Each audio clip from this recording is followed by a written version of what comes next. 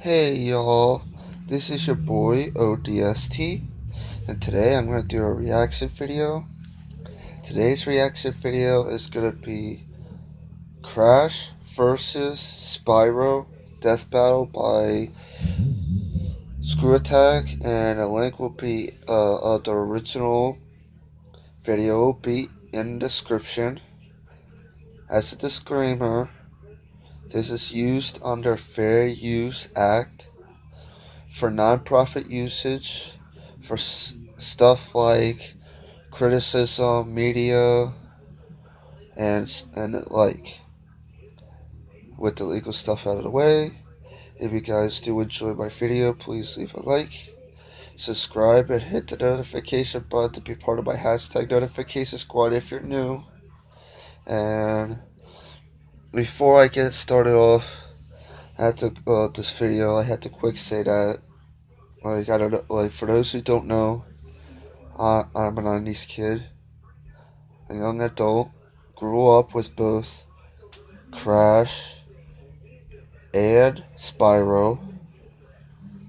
Those two have created two of the best. They are among the top, in my personal opinion, best games that have ever came out during the '90s, and I swear I still like them. Crash, I remember playing a couple of his games. I think I played the second one, but I know definitely for sure that I played Spyro 2, Roto's Rage. I remember playing a couple of games of each, and I'm a pretty big fan of both, so I hope that they don't ruin it, and I'm going to use my knowledge to see if I can see if they got anything correct for what I can remember. Now let's get this thing started.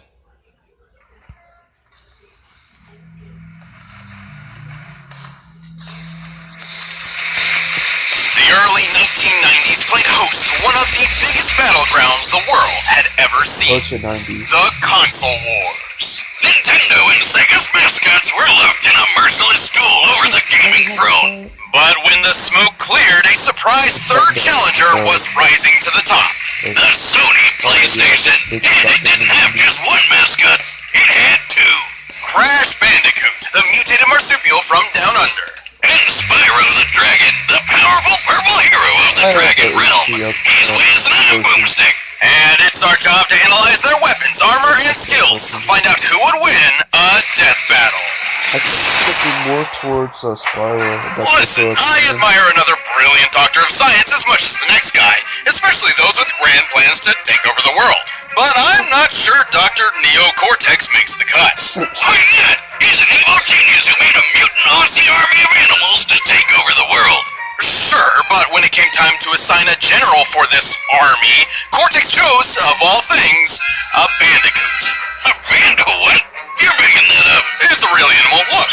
Oh, hey, it's kinda cute. How's that little thing gonna take over the world? With the Evolvo Ray, Cortex did successfully mutate it into a powerful beast. However, when he tried to brainwash the creature, he utterly failed to create his fearsome general. Instead, he got Crash Bandicoot. So Cortex threw him out like trash, and Crash became his worst nemesis ever.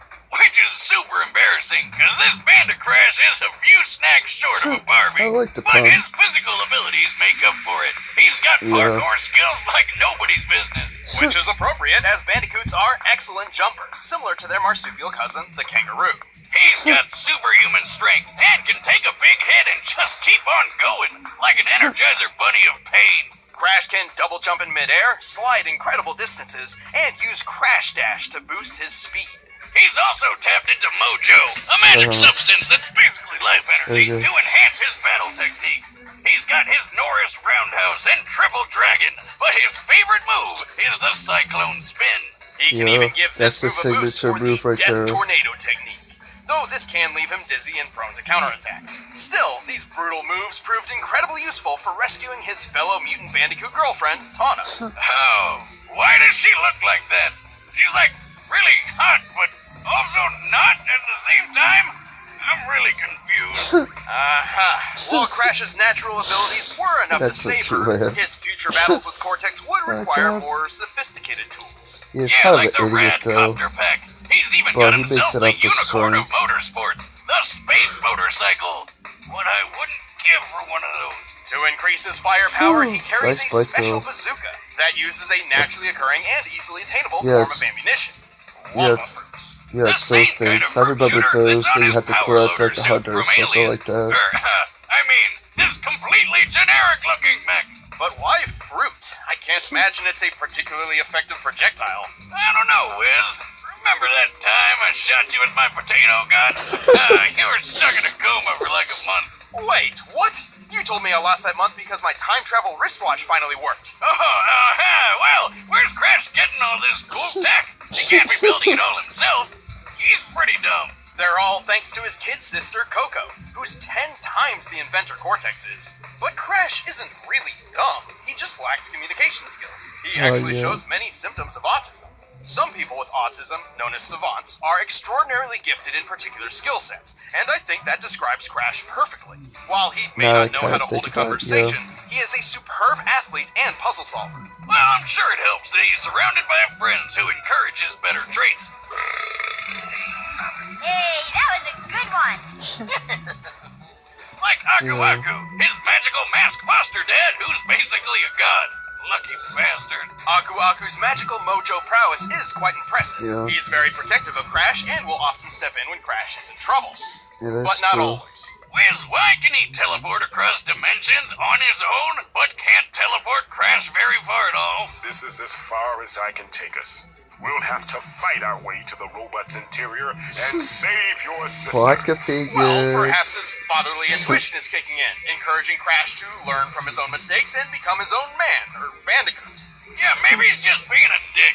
Well, thanks to Aku Aku and his own amazing abilities, Crash has performed some incredible feats while stopping Cortex's plans time and time again. He's strong enough to lift his adopted brother Crunch over his head. Since Crunch is at least twice as big as Crash, that would mean Crash's strength is similar to the world's best powerlifters. His cyclone attack can generate enough force to lift this large boulder and throw it so hard it shatters on impact. Comparing its size to Crash, that boulder must weigh nearly 8 tons. He's also fast enough to outrun polar bears, which can move up to 25 miles per hour. But Crash really shines when it comes to durability. Just look at how well he holds up after taking 112 falling wooden crates to the face. Where did they all come from? I bet it's Aku Aku's fault. And he's right back up like it didn't even happen. What a champ. Crash has endured an explosion of 23 crates of TNT all at once, which, given their size, could potentially level a city block. Whoa! And with the help of Aku Aku, he even survived a crash landing from outer space. What the heck is up with his hair? This vessel was likely falling at 17,500 miles per hour, similar to the space shuttle's typical re-entry, which means the force of its collision would be equivalent to more than 2 million tons of TNT. That's a lot, man. Why didn't Aku Aku just teleport them to safety? I can't believe we're okay. Oh, are you kidding me, Aku? You know what you did, or didn't do.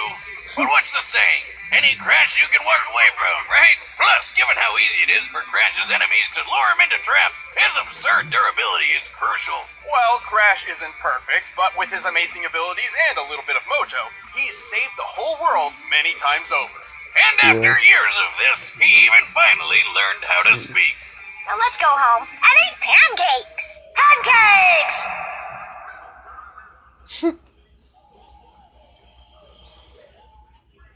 Wait, that's it? Prophecy tells of a special purple dragon born every 10 generations, destined to be a hero of his age. This was the legend of Spyro. But when the ancient Dark Master Malefor learned of this, he swore to destroy Spyro before he even hatched. By the way, there are at least 3 different timelines for Spyro, but we're mainly sticking with the Legend of Spyro version. Yeah, the first 3 games. The first 3 games, I believe. Plus, I think they're all the same as Spyro reincarnated anyway, since that's what the prophecy says, and look, that's totally Skylands being made at the end of Dawn of the Dragon. wild fan theories aside, Spyro was saved from Malfor's wrath by Ignitus, a guardian dragon. He decided to pull a Moses and send Spyro's egg floating down a river to who knows where. Okay, why do so many stories start with people just throwing babies into rivers? Yeah, that's a never cliche good idea. right there. Wrong, Wiz. So many it worked people. out fine for Spyro. So many He was stories like found that. and adopted by a family of dragonflies. And even without fellow dragons around, Spyro grew up to be a pretty good fighter. He's strong, tough, and makes good use of his horns, tail, and claws. But not his wings. Not yet. Without a dragon's parentage, Spyro remained mostly grounded during his childhood. But he got pretty good at using his head. Like the fun way, not the brainy stuff. You do not want to be on the other end of his charge attack. But one fateful It's one day, tough cookie, I can tell you that changed. much. During a game of hide and They seek with his both quote-unquote are brother Sparks, they got into great a bit of games that monkey look business, funny. and in desperation, Spyro unexpectedly breathed fire. This was Spyro's first hint that he was adopted. Hold up. You mean he thought he was an actual dragonfly the whole time? I can think of a few other hints, like, I don't know, anytime he saw his reflection. This revelation prompted Spyro to go on a journey in search of his true home among other dragons. And Sparks tagged along to help find treasure and protect his dragon brother from harm. Not like he needed it. He's the chosen one, bitch. He's got a bunch of awesome dragon powers. As a purple dragon, Spyro was not limited to just his fire breath. After finding and rescuing 4 great dragon guardians, they each became his teachers in the arts of elemental combat. Ignitus taught Spyro how to control fire and focus it into huge blasts. Voltaire showed him how to use electric breath to stun enemies and toss them through the air. Cyril taught him to freeze foes solid and fire ice shards. And Parador showed him how to use earth breath to split rocks and roll up into a ball. Spyro also honed his physical and chi combat with the martial art of Dragon Kata. Oh, and he finally learned how to fly. One of the best things that I love about Speaking of this. which, Spyro learned how to briefly slow down time to improve his reactions. Oh, damn. I swear, All of this Spyro led to Spyro learning the ultimate... Spyro 2, Rito's Rage was the first game that I've ever 100% complete. Or nearly completed. That it was one of the highest percentages that I have ever completed. I loved it to the end. I remember playing Spyro 2 Rito's Rage for a long time. And it was one of my most fond memories. Forgot how much it cost, but I remember spending endless hours. Not consecutive hours, but talking about that, I might play for hours. And I remember playing it 5 days a week sometimes. Well, 3-4 times a day at times when I really got into it. Sometimes I would complete it to near 100%. Or 100% get to 10,000 gems and 64 orbs that I had to complete. Yeah, I did some side quests after completing it 100%.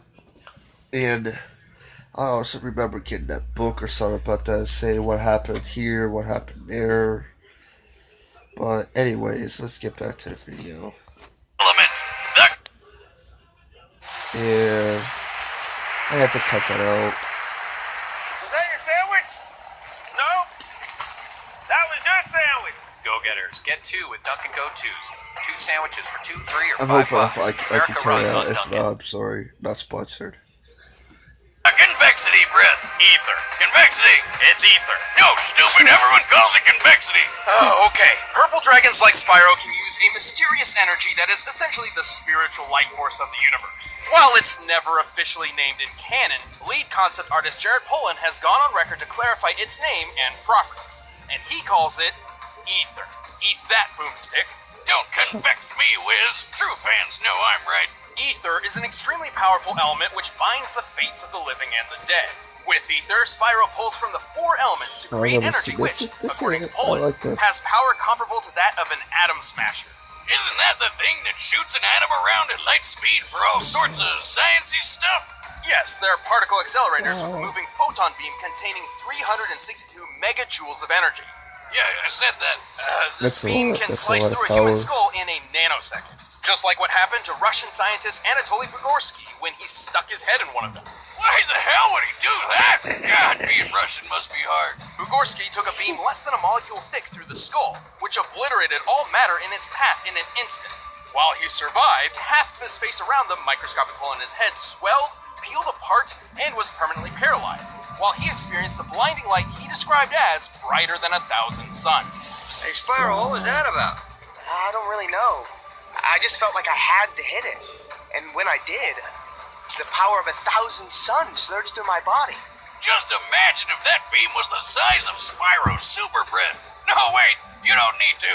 We've seen what it's like when he killed the Ape King. Of course, Spyro's ether powers have other uses as well, such as curing his fellow dragon Cinder of malforce corruption. That's enough. Is he shooting ghosts at her? What kind of magic were they? It's the Spyro trilogy came out, and I heard the Spyro trilogy's coming out later on this year, and the Crash Bandicoot trilogy remastered, the remaster versions of the trilogy remasters of Crash and Spyro. It just seems so ironic though that they're both coming out. Well, one Crash trilogy already came out, and the Spyro trilogy remastered is gonna come out later on this year. If I can't afford it, I will, at the very least, record and do Let's Plays of that. I'll try to, because, and I'll also do Banjo and Kazooie Let's Plays and all that, but I want to get, I want to relive my childhood. My God, I need to relive my childhood, man. Smoking when they came up with that. But ether is dependent on a balance between light and dark. Should a purple dragon fall prey to their own anger and hatred, they risk being consumed by dark ether, or nether, transforming into a blackened, rage-filled form. Spyro's a really nice guy, but as Dark Spyro, he lets loose. He's stronger, faster, and way more violent. Unfortunately, when Spyro's consumed by dark ether, he cannot return to his old self on his own. But with friends like Sparks and Cinder at his side, he's always found his way back. Through the power of love. Right, Spyro? You gotta believe! With all these powers at his claw tips, Spyro is a force to be reckoned with. He's pretty quick, outracing biplanes that can fly over 159 miles per hour. He's pushed a gold statue about twice his size, and he's pretty tough, claiming his scales are impenetrable. What is that, So Mark I'm 1? electricity-proof too? I knew my scales were impenetrable, but now this? A bold claim, but let's look at the facts. Spyro once took a punch from this massive magma golem, which then lost its arm and replaced it with a cathedral tower. This cathedral is very similar in size to St. Stephen's Basilica, a Roman Catholic church in Budapest, Hungary. By taking the height, length, and depth of the basilica and adjusting for empty space, we can estimate the arm's mass to weigh over 400,000 tons. Assuming a low-end punching speed of 15 miles per hour, that of the average humans, the golem must have hit with at least 1.9 billion tons of force. And after getting all these powers, saving the dragons, and Like I defeating said, the Dark Master himself, Spyro's gonna win. Spyro tapped into ether one last time to I did literally not pull know the some of these exploding stuff. planet back together. What?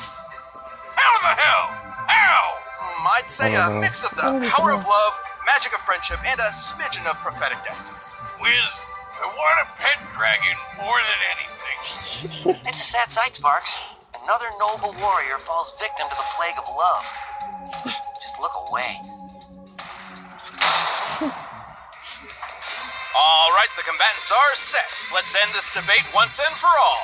But first, let me tell you. Oh, I had to skip that. I guess the commercials. But right now, it's time for a death battle! Is it gonna be 2D or 3D? Oh, 3D. I always like it when they do the 3D versions of death battles.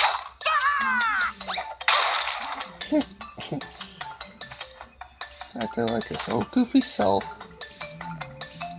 Weird. What are you doing?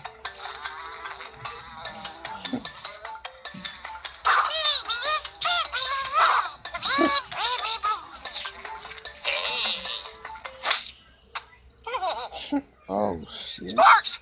No! Oh shit. Ooh.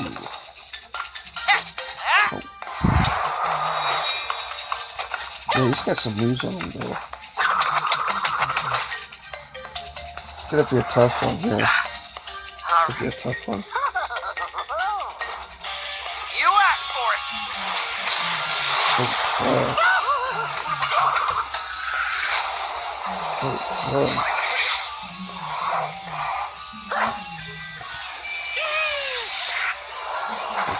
Oh crap. I really do like these graphics. They put a lot of effort into it.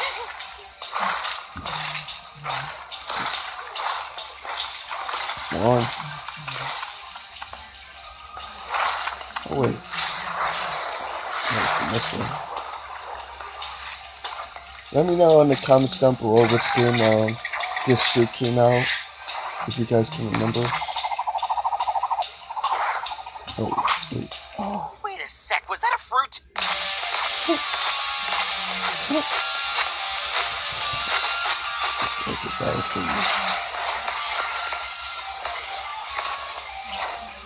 Yeah, without it. Yeah, Crash is more short range unless if he has like weapons. I remember that much.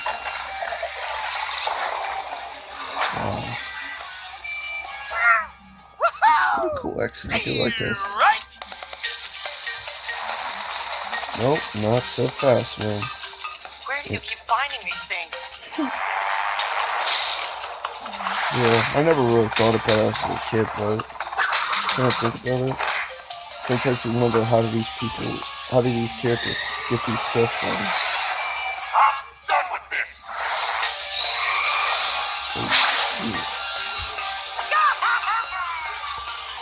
It's going dark, man. Dark Spyro up in here.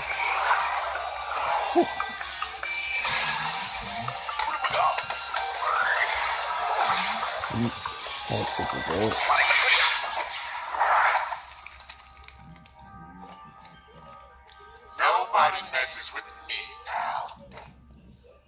What did I tell you guys? What did I tell don't think y'all? Aku-Aku's gonna pull Crash from the grave after that. Spyro had plenty of obvious advantages. His speedy flight let him control the pace of the battle, and his elemental arsenal gave him a much wider variety of attacks than Crash had ever seen in a one-on-one fight. Even with his extraordinary puzzle-solving skills, Crash was simply overwhelmed. But surprisingly, this wasn't nearly as one-sided as it looked on paper.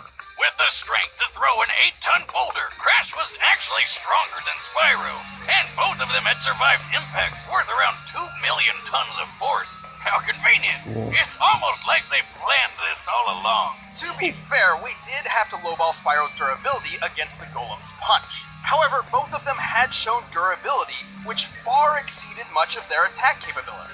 So even with his gadgets, Crash really didn't have a good way to hurt Spyro very much. But the funny thing is, Spyro didn't have many attacks that could firmly hurt Crash either. They were both just too tough. Well, until Spyro used the Ether Breath, which could literally break matter apart at an atomic level. Not even Aku-Aku could save Crash from a beam that intense. I guess Crash just couldn't spin this one. The winner is Spyro the Dragon. Leave you guys to a like. Please, I hope you guys enjoyed it. I called it right there. I called it right there. Kind of figured that was going to happen. Well, haters gonna hate. But I really do like both of them equally. I just gave out my own personal opinion. And that's pretty good. I actually did like that. But, like I said, it is what it is. And no hate for Crash. But it was like the statistics were there, you know what I mean. Well, if you guys do like, please leave a like. Subscribe if you're new. Check the description down below. And I am out.